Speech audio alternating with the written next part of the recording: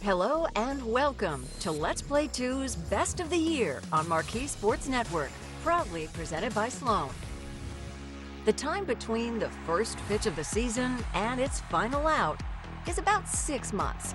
But boy, does it feel a lot faster than that. Oh, this is fun. He's having a good time out there. Oh, man, that's special. As the 2023 regular season enters our rearview mirror, we'll take one last look back at all the finest moments from a memorable year. A grand slam here in front of 34,000. And like a good buffet, department store, or the great Chicago-style hot dog, this season contained a little bit of everything. Like the dawning of a new ace. Justin Steele, 8 shutout. Welcome to the Chicago Cubs, Jordan Wicks. Or the birth of a star, or two. Have a night, kid. Have a night. And there was no shortage of heart-stopping moments. And he caught it! The game-saving grab over the wall. Or offensive explosions. 20 hits for the game. You get a homer, and you get a homer, and you get a homer. And there was even a little football. I guess he didn't think he was going to be recovering a fumble today. Let me tell you that. Over the next hour, we'll take you back down memory lane as we count down the best moments of the 2023 season. Can you believe it? My goodness, you got to be kidding me. So kick back, because Let's Play 2, proudly presented by Sloan, starts right now. Let's kick things off with the Cubs' first walk-off win of the year, which came courtesy of Nico Horner on April 10th. From the right, base hit. Nico rocks it off. Cubs win. Hugs. 3-2 in 10 your final. Right man in the right place when you need contact. Walk it off. Sing the song, everybody. Yeah, sing the song. Hey, look at the light show. I like the lights. We got a disco going. Really good big league ball game here tonight, no doubt. The first walk-off of your career. First one, I've had a couple chances, so it feels amazing. It's the ultimate to do it in front of this crowd.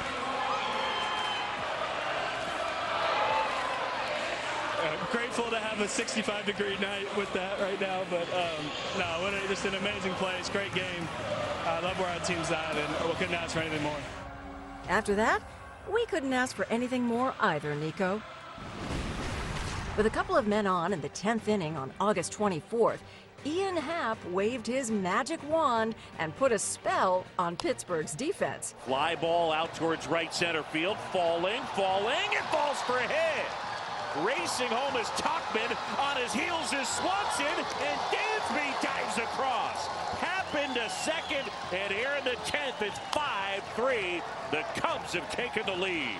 Just a little thing, a little hand grenade out there to shallow right field. Hung up a long while. Dansby knew that ball was going to drop in. The mishandle by Bay in the outfield is what allowed him to come around and score as well. He may not be able to pull a rabbit out of a hat, but Ian Happ sure can help pull out a win for the Cubs. Matt Mervis made his MLB debut on May 5th against the Marlins. Although it was a day game at Wrigley, as one of the best Cubs prospects in the system, his first game was still under the spotlight. With his parents in the stands, this game was a memorable moment for the entire Mervis family. It's surreal, mostly. I think I'm pretty calm, and it's like another baseball game, but I think he belongs here. He makes adjustments when he needs to, and he's overcome a lot of adversity to become a hitter at the pro level. I know what he's capable of, and it's just given the opportunity, he can show it. And so that's what happened. Base hit right center field. Here comes Bellinger. Matt Mervis, first major league hit, and it knocks in a run. Ah, that's so great. I saw Matt before the game. I didn't want to say anything. He said, all I want today is a base hit. I just want to go out there, hit the ball hard, and there you go, your major league debut. I was able to interview your parents in game. What will be the first thing you say to them? I don't know. I don't know if I'm going to be able to get any words out. I got a lot of people here supporting me, and I know they're going to be emotional, so it might just be a big hug. These fans giving him a standing ovation, and looking forward to him coming here and playing and producing. I don't know that there's many places on the planet really as good as this place when you get a day game on a Friday and a W and your first big league knock. That's a memorable day for sure. Alex Canario got his first taste of big league pitching on September 6th. Alexander Canario, nice hand for his major league debut. Doval gets him. That was a tough task for any debut, but on September 19th, Canario slotted in at DH for his first career start and record a couple of other firsts too. Slipping down over his head, Reynolds, it's off the wall. Morel sprinting around third. Canario into second. It'll go as an RBI double. First big league hit for Alexander Canario, and it is 6-1. And that is a happy young guy out at second base. Excellent job, really happy for him. He hasn't been playing, doing a lot of watching, but he hit a line drive over Reynolds' head for an easy score for Morel. Don't go anywhere. That wasn't even the finest moment from Canario's first start. It was London calling for the Cubs for a few days in June, as the boys hopped on a jet and flew across the Atlantic to take on the Cardinals in the second edition of the MLB World Tour London Series, where they get a unique opportunity to help grow the game abroad. Baseball in England it's kind of growing, kind of how soccer is growing in America, and it's just kind of, it's a really unique thing to be a part of, and I know all of us are going to be able to, enjoy this experience, and just kind of see the hype around baseball in a different way than we're accustomed to at school. So after a few days of double-decker bus tours and fish and chips, the boys suited up for one of the coolest events of the season. Ian Happ wasn't wasting any time against Adam Wainwright. He made sure the Cubs scored first in this series. Cracks one in the air, deep center field. Back goes Edman, near the center field fence. That ball is gone. Ian Happ goes to dead center, and the Cubs lead 1-0. But Happ wasn't done showing off for the London locals yet. Hope these folks like homers. Deep drive to right. This ball's got a chance. Happ has gone deep again today. Ian Happ's second home run of the game. It's his second two-homer game of his career against Adam Wainwright, and the Cubs lead 3-0 here in the third inning. After a couple of RBI knocks from some clutch Cubs. Run-scoring single, Christopher Morel. The Cubs scored 3 times in the inning. Run-scoring single by Gomes. Dansby Swanson capped off the big day with the Cubs' third home run. Dansby hits a deep drive to right. Back toward the wall as Carlson's got a chance. Gone! 2-1 homer for Dansby Swanson, and that one should put it on ice. Opposite field, Dansby's 8th of the year. Cubs lead 9-1 here in the 9th inning. And if you thought it was all offense, think again, because Justin Steele was the one who impressed the most on the big stage. Edman takes strike 3 call. That didn't take long. 3 pitches, 1 away. He got to show the English faithful a new definition of the word pitch. Swing and a miss, strike 3. Third strikeout for Justin Steele.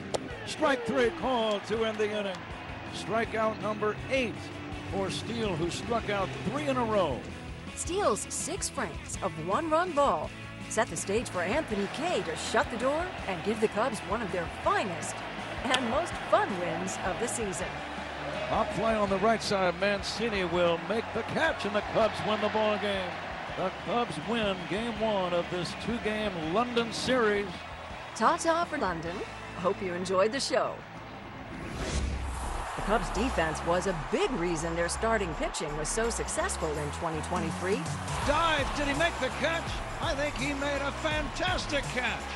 We'll catch you up on some of the finest plays when we return to Let's Play 2's Best of the Year, proudly presented by Sloan. Welcome back to Let's Play 2's Best of the Year, proudly presented by Sloan. It had been nearly 11 months since we last saw longtime ace Kyle Hendricks take the mound in a Cubs uniform. On May 25th, the long wait was finally over. It's excitement. That's what David Ross had to say about the start for Kyle, or Carl as some call him. It's just an exciting day. There's so many people who've been waiting for this moment. I don't come in with expectations. Guys go out there and prove who they are and what they do. He's got a great track record of having a lot of success. I want him to just come out and be the best version of him, which is throwing a little bit harder than he was when he got hurt. In there, got him looking. First strikeout for Kyle Hendricks. Well, Vogelback didn't like it. 1 away. He feels like he's a really good version of himself physically, and then just going out there, knocking off the rust, being able to compete at this level, getting back on that track for him. I think that's the next step. Struck him out. How about Kyle? Settled into a nice groove. He's set down 6 in a row.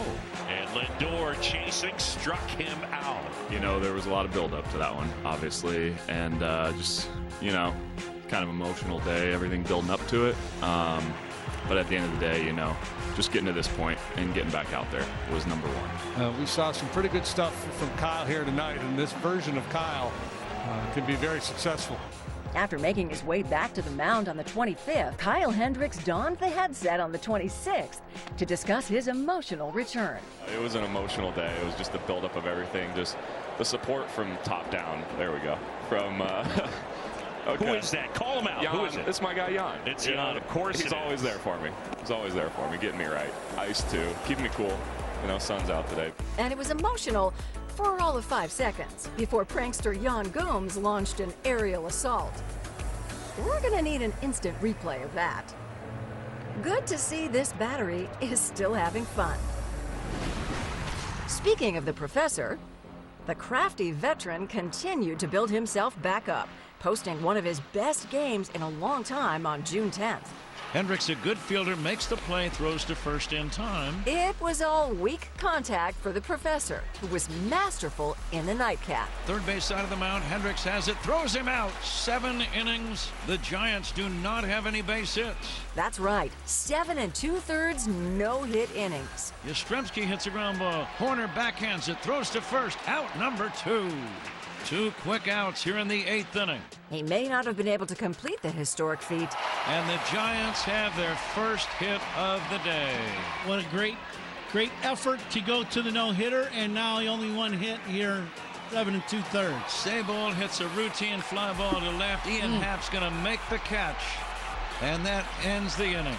But he looked as good, if not better, than the Kyle Hendricks of years past. I've been feeling good in the last few starts. Honestly, felt like I was catching my rhythm, making a lot of good pitches, and the rhythm today was just better. Still some things to improve and work on, but definitely feeling good about it.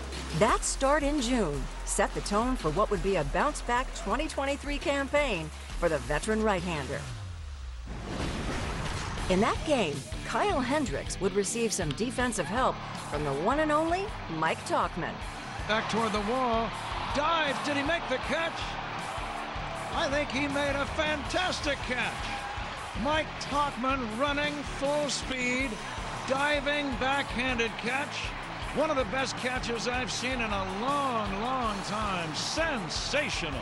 Well, off the bat, I think it's a homer, and then I kind of see it's coming up short maybe in that alleyway there. That's Triple's alley, and he lays out one of the best catches I've ever seen, for sure. Incredible play by Tauchman. Cody Bellinger and Kyle Tucker don't have a history of beef, but on May 15th, they had a little competition of their own. Driven to deep right center. Bellinger all the way back. Makes the catch in one of the deepest parts of the park. Bellinger tracked down Tucker's first deep fly. Tucker just missed a long ball there. And after flying out to Cody again in the 5th, deep right center, but it's playable for Bellinger, and the inning is over. Tucker was determined to get one past him in the 7th. Deep right center, back toward the fence is Cody Bellinger, and leaping. Did he make the catch? Yeah, he did. He made an unbelievable catch. Yeah, Kyle, we couldn't believe it either. Cody Bellinger might be shaken up, but he possibly stole a home run with an impossible play on the warning track. Certainly would have been extra bases and an RBI. What a great catch by Cody Bellinger. This is the 3rd time tonight that Tucker has tried him a little bit deeper this time, all the way to the wall, and Bellinger denies him yet again. Cody Bellinger made a lot of memories in the first 6 years of his career with the Los Angeles Dodgers. Rookie of the Year, MVP, and World Series champ. So when he returned to LA for the first time on April 14th, it was a special night. Of really amazing memories here, and just seeing the stadium being out there again just kind of really brings it all back. And I'm excited to see all the guys again that I've talked to here and there, but to see them face to face, and kind of talk smack a little bit, and excited to see the fans. And the fans were excited to see him, giving him a standing ovation before the game. Fans giving him a really nice reception, a welcome back video played on the board. Cody got a chance to watch it. And on April 15th, Cody put on a show that was reminiscent of Hollywood nights past. In the air, center field. Bellinger back some more, near the wall, jumps and he made the catch. He stole a homer from Hayward. Cody Bellinger, what a play. Whoa, indeed. Cody Bellinger just stole a home run from Jason Hayward. Bellinger has played many games here. He reached up above the barrier and took a home run away from Hayward. Great play. I think the Dodger fans didn't know what to do, whether you cheer or boo Bellinger as he goes up over the wall and robs the ex-Cub, Jason Hayward. So two guys featuring different uniforms for the first time. One guy blasted one, the other guy robbed him. Keeping with the theme of good defense, on May 24th, Marcus Stroman flashed his gold glove not once, but twice. A comebacker fielded on one hop by Stroman. The second for one. Swanson the first. Double play. That's better than a strikeout. Marcus Stroman turning into an infielder real quick. Gets the comeback and without hesitation. Perfect footwork. A textbook feed to Swanson at second. He's excited about it. A great play, double play, and you're right. That beats a strikeout any day of the week. And speaking of turning into an infielder, he channeled his inner Ernie Banks on this throw to first in the seventh. Tap back to the mound. Stroman jumps, throws. Just because. He is something else. Stuck the landing. 7 strong innings for Stroman. Stroman fields it on a backhand. Jump throw to first in time. What a play by Marcus Stroman. And that ends the top half of the 7th inning. Oh, this is fun. He's having a good time out there, continuing to get the ground balls. Does the little jump throw. Man, that's special. I'm a shortstop at heart. I still am. I played shortstop and second base in college, so I'll go out there and take ground balls routinely. Part of the reason why I'm good mechanically is because I'm an athlete, and I think that's a huge testament of me playing all sports growing up and me continuing to keep that athleticism, even though I'm considered a pitcher only. He may be rostered as a pitcher, but Stroman can play anywhere on the diamond. Baseball is a team game, but that doesn't mean there isn't room to celebrate standout individual performances. An unbelievable second great catch for Pete Crow Armstrong. Stick around. More Let's Play 2 comes your way after the break. Welcome back to Let's Play 2's Best of the Year, proudly presented by Sloan. On April 17th, the bats were as hot as the California sun for the Cubs as they knocked out 20 hits in Game 1 against the A's. Can you count them all? Dansby Swanson, Ian Happ, Yan Gomes, and Nico Horner all contributed with 2 hits apiece. And 7 Cubs total had a multi-hit game. The Cubs just banging the ball around the yard. They have 13 knocks now in the ball game, including Seiya Suzuki, who capped off his day with hit number 3. Line drive into right field. That's a base hit. 3-hit game for Seiya Suzuki. That was hit 18 for the day for the Cubs. But we'll be sure to catch you up on the final 2 in just a second. We left out 2 other players who had multiple hits in that game. And if you watch the whole thing, you might be wise to who one of those players is. Forget it. Wizzy's done it again. 4th straight game with a homer. Look out. And it's 1-1. I mean, he just hits the ball so hard. And that was scorched. And with wisdom this hot, how could his multi-hit game not be a multi-homer game? Gone! Patrick Wisdom! A 2-homer night, and he crushes another one, and the Cubs have blown it open. 8th of the year for P-Wizzy, and it's 10-1. Speaking of multi-hit games, we're not done yet. Bellinger gets enough of that one and dunks it into center. Yep, it was a multi-hit day for one Cody Bellinger. Cody was feasting on pitching all week, but coming into April 17th, he still had an empty belly.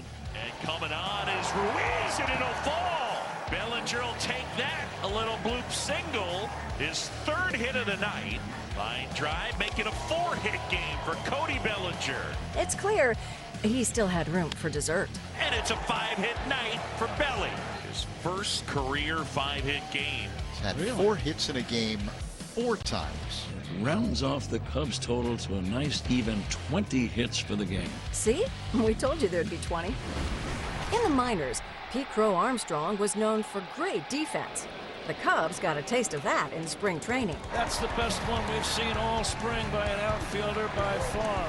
But in his first MLB start, Cubs fans got the whole pie. Hard hit ball to deep left center. Armstrong on the run back toward the wall. Leaping, he makes a great catch. What a play by Armstrong. He got a great jump on it.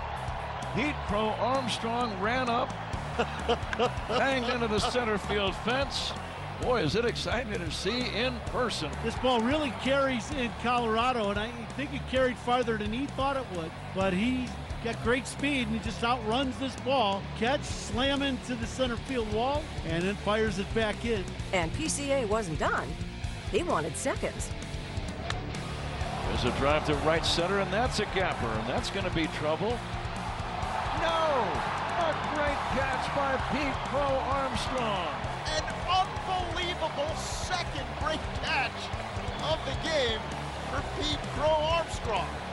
You know, in spring training this year, remember Doug DeCenzo, pretty good center fielder by his own right, a big part of that team in 1989. He told me that Pete Crow Armstrong is the best outfielder he had ever seen. He goes, "Son, I'm not fooling you. Just wait."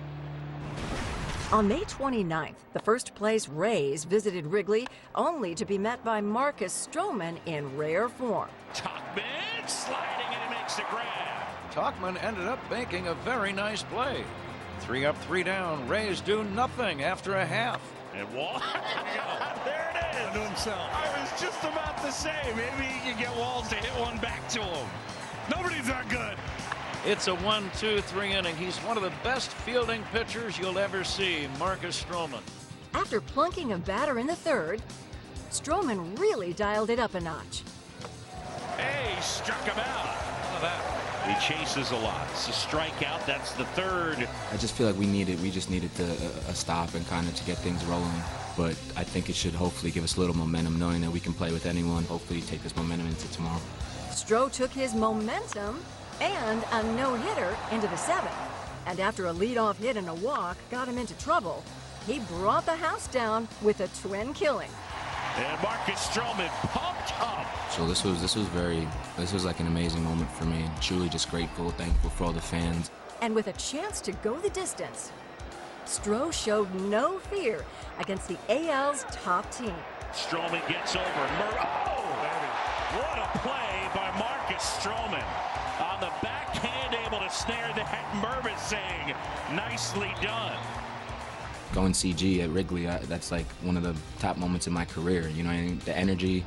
On the ground to first, and that's going to do it. Mervis steps on the bag. Marcus Stroman, what a job. Cubs win. So that gives me so much momentum and motivation. I can't put that into words.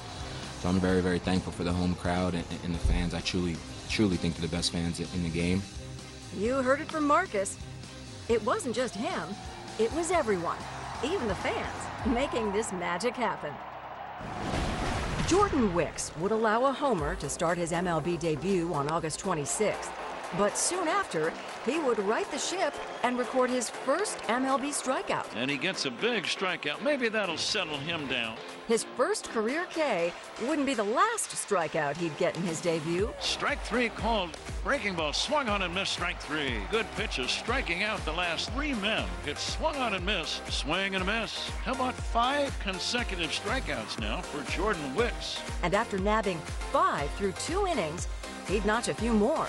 Strike 3 called. 7 strikeouts for the first 3 innings. Not bad. Here's a swing and a miss. Strike 3. Another strikeout for Jordan Wicks in his big league debut. I'm counting him up. That's 8 strikeouts.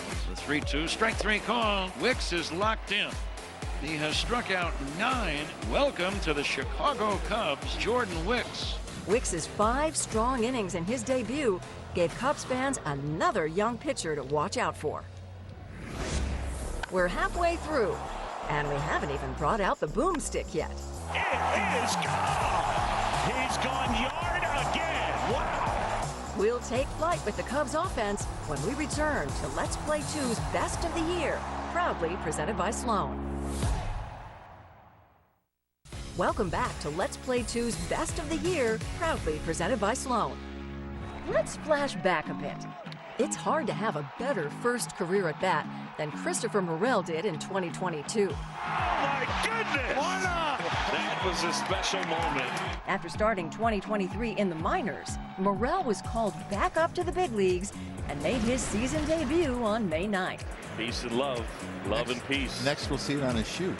While his glove clearly showed how glad he was to be back, would his bat make the Wrigley crowd smile? Morel has drilled one, and it's gone! High stepping around the bases. Welcome back, Christopher. Welcome back indeed. 16 long balls last year for Morel was absolutely lighting it up. And how fired up is that young man? I mean, he is just like a lightning bolt of energy. Entering a May 23rd game against the Mets, Christopher Morel was the hottest hitter in baseball, with homers in his previous 4 games. And don't just take our word for it. I mean, he's got some serious power. I mean, I think it's pretty obvious if you've been watching what he can do. You know, he's a threat. As soon as he steps in the box, he's in scoring position. Big energy piece for us, and obviously what he's doing is pretty amazing. I don't think I've seen men do this. That's right. He went from kid to man seemingly overnight. And with MLB's premier power bat in town in the form of Pete Alonso, Morel had to put on a show. High fly ball, left field, and zip on cue. It is gone. He's gone yard again. Wow. And this one scraped the clouds. 7-2. I mean, can you say on fire? He joins Mike Schmidt, Larry Walker, and Luis Gonzalez as the only players with 9 homers in their first 12 games of the season. That's since 1900. Saying he's on fire is not enough. Things were not looking bright for the Cubs in the 4th inning of their April 11th contest against the Mariners. Trailing 7-1 already, it was going to take something special to get the Cubs back in the game. And who better to kickstart things than former World Series winner Trey Mancini. Center field, that's well struck. Rodriguez back, and it's gone! First homer as a Cub for Trey Mancini. After the next 2 Cubs reached, it was another former World Series winner, Eric Hosmer, tasked with extending the inning. Gets through. Here's Bellinger. He scores, and it's now 7-4. Dansby Swanson would cap off the inning by pushing across the 8th run with one of his 4 hits on the day. Here comes Nico. Swanson, his 3rd hit of the night. It's 9-7 Cubs. That 8-run outburst helped turn the tide of the game on its head and snapped a 79-game losing streak during which the Cubs lost every game they trailed by 7 or more runs. With a score of 17-5 on August 1st, the Cubs could have called it a day. But Miguel Amaya instead opted to order a 20-piece. Senzel back some more. Out of here. Miguel Amaya with his 3rd homer of the year. As the Cubs have rounded out their total to a nice, even 20. What is it? You get a homer, and you get a homer, and you get a homer. That home run was the 7th of this game, tying the record for most in a single game in Cubs history. And the run scoring against the Reds wouldn't stop there. The next day, the Cubs would continue their domination at the dish. Heading into the 8th, they were up 14-6. Happ with another homer. He's feeling good from the right side. Make no mistake. Ball just floated in there about knee-high right down the middle. And Ian just hit a line drive bullet into the bleachers and left. He's got 12 home runs now, 2 tonight. After that Happ hammer, Seiya Suzuki stepped up. High fly ball out towards left field on its way out of here. Get out the tape measure, long gone. Suzuki with his 9th of the year. The combined total of 36 runs is the most for the Cubs since 1897. Cubs having 2 of their better back-to-back offensive games in the history of the franchise, Rob. Yeah, you just look. Cubs with 16 runs today, 20 runs in yesterday's ball game. We already showed you Alex Canario's first hit, but would you believe us if we told you his first career start got about 4 times better? Now a chance to do some real damage. Cubs lead it 6-1, looking to blow things open here. High fly ball out towards left center field, and that one is gone. It's a grand slam. How about it? Alexander Canario will touch them all. He puts one in the bleachers, but the base is loaded, and it is 10-1. Have a night, kid. Have a night. First home run in the big leagues, a grand slam here in front of 34,000. 10-1 Cubs. That grand slam made Canario the first player since 1920 to record a grand slam and at least 5 RBIs in their first career start. That's awesome. That is a happy bench. Obviously, story of the night for Canario there at the end. Like that's pretty awesome. Getting his first hit and home run, big, stretched it out a little bit, allowed us to use the whole bullpen. It was nice to be back home. I think we felt that. A lot of great, turnout for the fans on a Tuesday night. Just feel that, and I think that helped the offense, and hopefully we can carry this in. When we come back, we'll celebrate some of the Cubs' most heroic moments of the 2023 campaign. Well, special day here at Wrigley Field. I really don't know if I've seen a wackier 4 innings in a long time. There was no shortage of courage in these Cubs, so stick around for more Let's Play 2, proudly presented by Sloan. Welcome back to Let's Play 2's Best of the Year, proudly presented by Sloan. Justin Steele's dominant pitching has put him into the Cy Young race for this season. And Estrada is gone. And on Labor Day, he didn't have the day off, so he went to work right away. That's the fastball that you love from him. The one that he's in. That's in there. Got him looking, no argument. And a strikeout. After 2 strikeouts in the first, he'd nabbed 2 more in the second. Swing and a miss, and Steele eats him up. And there's 2 away. Swing and a miss, strike 3. 4th strikeout for Steele. In the third, he'd get another pair. 2-2. Check swing. Did he go? Yes, he did. Struck him out. That's 5 strikeouts for Steele, and there's 1 away. Outside corner, got him, and Steele, another strikeout. And in the fourth, well, you get the pattern by now. Swing and a miss. Haniger is gone for the 2nd time today. Steele has struck out 7. Swing and a miss. Steele, just carving him up. The strikeout streak would continue into the 7th. Swing and a miss. Struck him out. And Justin Steele with number 10. 6 and a third, 10 strikeouts, just the 1 walk. They want the strikeout. Nothing at 2. Folks rise to their feet. Got him. A career-high 11 strikeouts, Justin Steele. He has been sensational. And in the 8th, he'd bring the house down. Swing and a miss. He struck him out. Justin Steele, 8 shutout, a career-high dozen strikeouts. When Steele is this hot, he can melt through any lineup with ease. April 21st was the 7-year anniversary of Jake Arrieta's 16-0 no-hitter over the Reds. Jake Arrieta pitches a no-hitter here at the Great American Ballpark. The Cubs offense must have been well aware of that fact, as they dropped 13 runs on the Dodgers for Drew Smyly. And Smyly, well, he channeled his inner Arrieta and then some. Good start for Drew Smyly. He struck out a couple, gotten all 4 that he's faced. Swing and a miss, struck him out. Smyly off to a great start here this afternoon. Outman with a count 2-2. Swing and a miss. He was flawless through 5, keeping the Dodgers off balance with pinpoint command and masterful pitch selection. Yes, he did. Muncy is gone, and that is strikeout number 7 for Smyly. And perfect through 7, when it became all eyes on Drew. In there, got him looking. Strikeout number 9. Drew Smyly cruising. In the air, shallow right field, coming on Seiya. He's got it. Drew Smyly, 7 perfect innings. Smyly took that perfect game into the 8th inning, the first time a Cubs pitcher did so since Jose Guzman in 1993. And while things got a little wild in the 8th, and that will be ruled a hit, ending Drew Smyly's perfect game this afternoon. And now the crowd on its feet applauding the veteran left-hander. I mean, it's going to be a close. He may have had a shot. It would have had to be a perfect throw.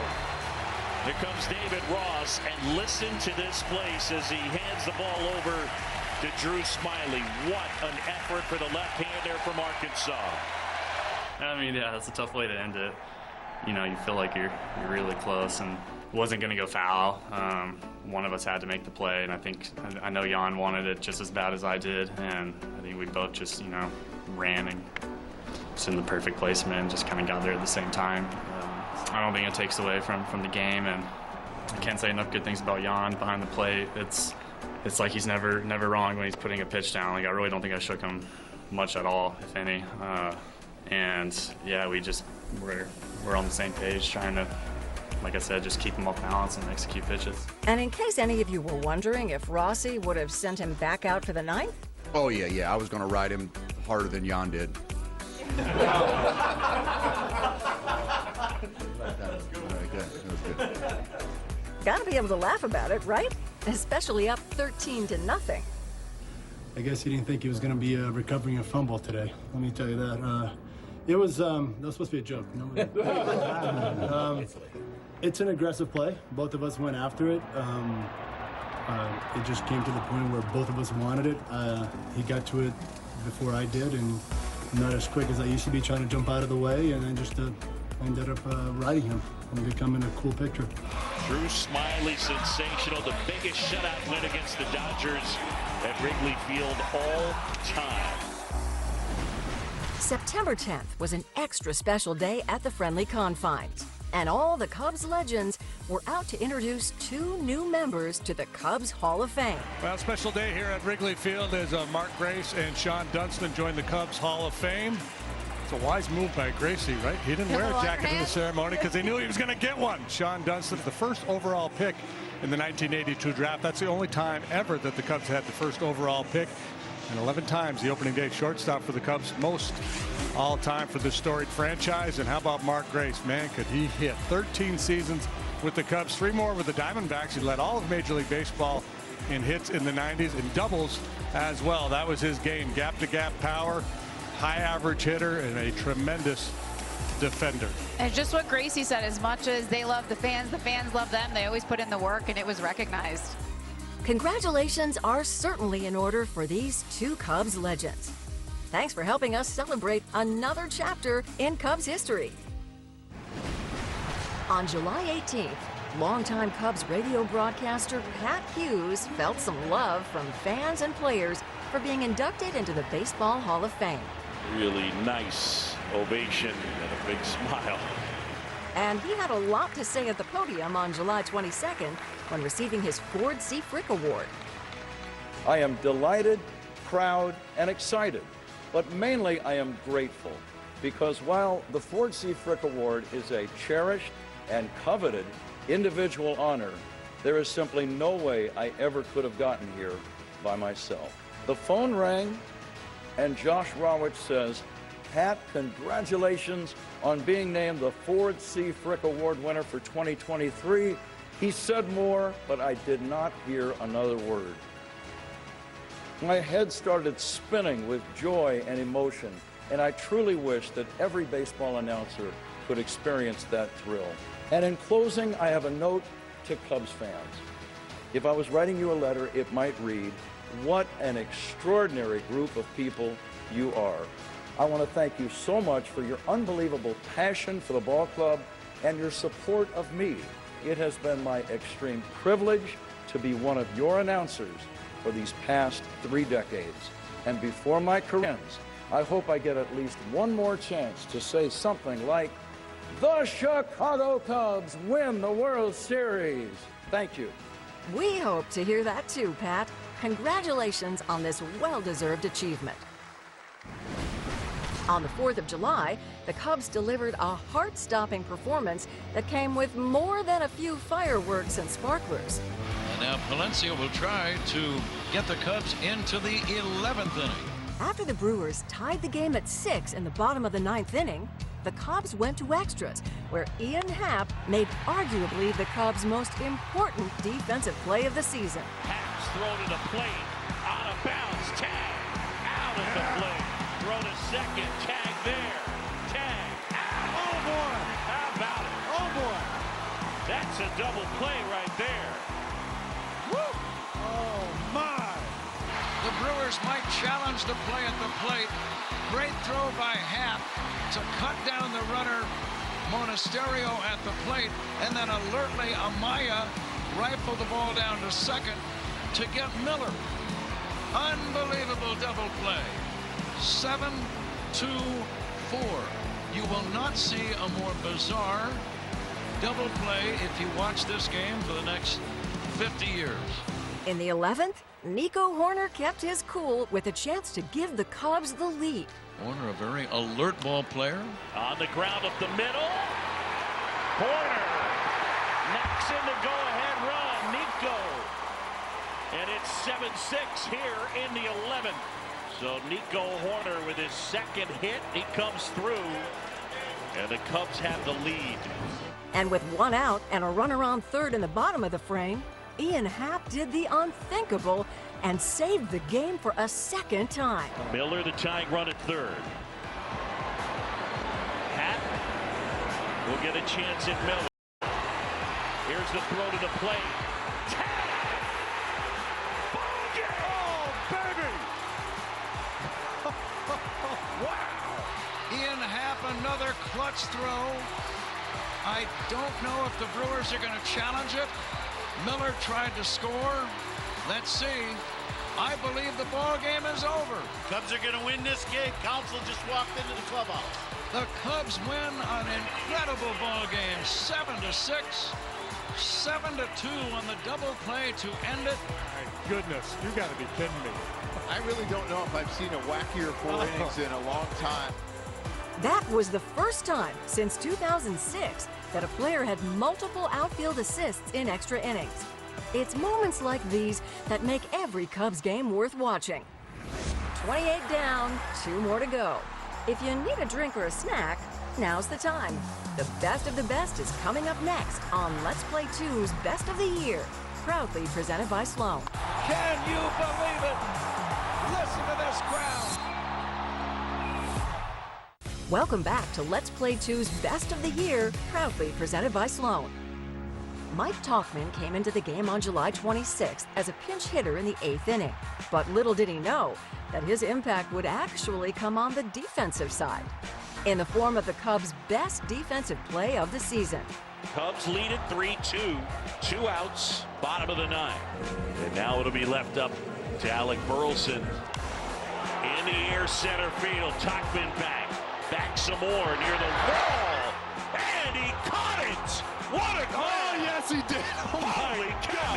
He saved the game. Mike Tauchman with a game-saving grab over the wall, and the Cubs win. And after that, it wasn't going to be a long time till Tauchman earned his new nickname, Talk It Man. Cub players are pouring onto the field as if they just won the pennant. That is spectacular. Wow. How about the way that ball game ended, elevating over the wall. 7 straight for the Cubs. 3-2 your final. My goodness. I mean, unbelievable. Yeah, Boog, that had us nearly speechless too. But Mike Tauchman wasn't. How would you describe the mentality in the field in the clubhouse right now? Oh, we're feeling great. Having a blast, you know, playing hard, getting after it, all that stuff. Just want to keep it going, you know, just want to keep it going. We finally arrived at the Cubs' #1 moment of 2023. And it only makes sense that it was provided by number 5, one of the most exciting men in all of baseball, Christopher Morel. Trailing by 2 against the Crosstown White Sox in the bottom of the 9th on August 18th, Morrell brought the house down with one swing. In the air, right field, that one back, gone! Walk it off! And Morrell is the hero here tonight as he sprints around the bases. Cubs Sox series, you just never know. Morrell with an opposite field 3-run bomb, game winner. Le pone el bate, lo manda volando al jardín central. ¡Se fue! ¡Home run! Christopher Morel la botó. Y los Cubs ganan el partido. Morel se quita la camisa, empiezan a brincar en la lomita llegando al plato. Los Chicago Cubs dejan sobre el terreno de juego a los White Sox de Chicago. Morel, walk-off, Morel la ganó. Los Chicago Cubs 4, los White Sox 3. ¡Qué manera de ganar el partido! ¡Wow! What does jubilation look like? Well, he's not wearing a shirt, I'll tell you that much. After the festivities cooled down slightly and Christopher got his jersey back, Taylor McGregor spoke with the Cubs hero after his huge hit. What's going through your mind right now? ¿Qué está pasando por tu mente ahorita? Thank you, God, and Cubs win. Cubs win. Oh my God. You're always an emotional guy, but running the bases, I've never seen you like that. How would you describe?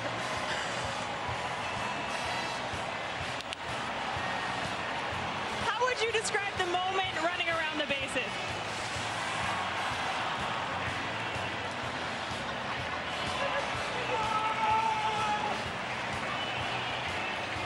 Running around the bases, what was going through your mind? Everything. I make a home run for win. It's my first time here in the Wrigley. I want to say God first. Thank you for the fans. They give me that energy for supporting me and believe in myself. Everybody here got all the talent, and I believe the fans, they give everything for us. We go to give everything for them. Enjoy the moment. Thanks, guys. Well, there you have it. That's it for this season of Let's Play 2, proudly presented by Sloan on MARQ Sports Network. Thanks for watching with us all season. We'll see you next year.